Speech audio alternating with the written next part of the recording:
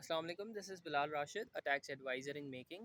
Today we are talking about unexplained income under section 111 of the Income Tax Ordinance 2001.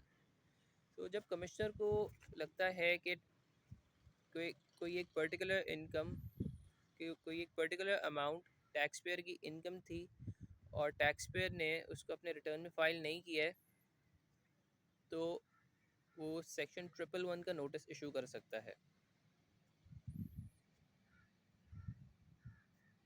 Section 111 का notice वो किस basis पे issue कर सकता है? फॉर एग्जांपल, टैक्स पेयर के बैंक अकाउंट में कोई अनयूजुअल अमाउंट क्रेडिट हुई है, या उसने कोई प्रॉपर्टी परचेज या सेल की है, इस तरह की कोई अनयूजुअल ट्रांजैक्शंस होती हैं, तो कमिश्नर को लगता है कि ये ये टैक्स पेयर की इनकम थी जो कि उसने कंसील कर ली है, तो वो सेक्शन 111 का नोटिस इशू कर सकता है। लेकिन उसके लिए ज़रूरी ये है कि टैक्स पेयर उसको एक्सप्लेन ना कर पाए। इस सेक्शन का नाम ही अनएक्सप्लेन्ड इनकम है।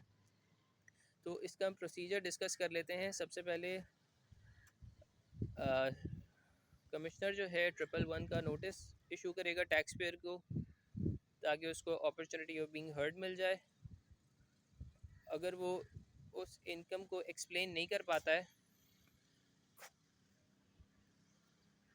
तो commissioner show cause notice issue करेगा अंडर सेक्शन 122(9), और फिर 122(9) का भी वो रिप्लाई नहीं दे पाता है और कमिश्नर को सेटिस्फाई नहीं कर पाता है अपनी इनकम के हवाले से, तो then commissioner can pass amended assessment order under section 122 subsection 1, और उस अमाउंट को वो इनकम फ्रॉम अदर सोर्सेस में ऐड कर सकता है।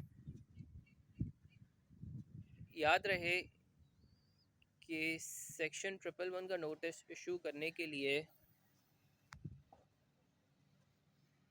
टैक्स पेयर को अमाउंट टैक्स पेयर का अमाउंट को एक्सप्लेन ना कर पाना ज़रूरी है। अगर वो एक्सप्लेन कर देता है और वो सेटिस्फैक्ट्री रिप्लाई कर देता है,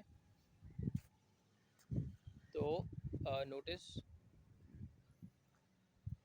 null and void कंसिडर होगा। So this was all about section 111. For similar tax content, you can visit my profile and also follow me. Thank you.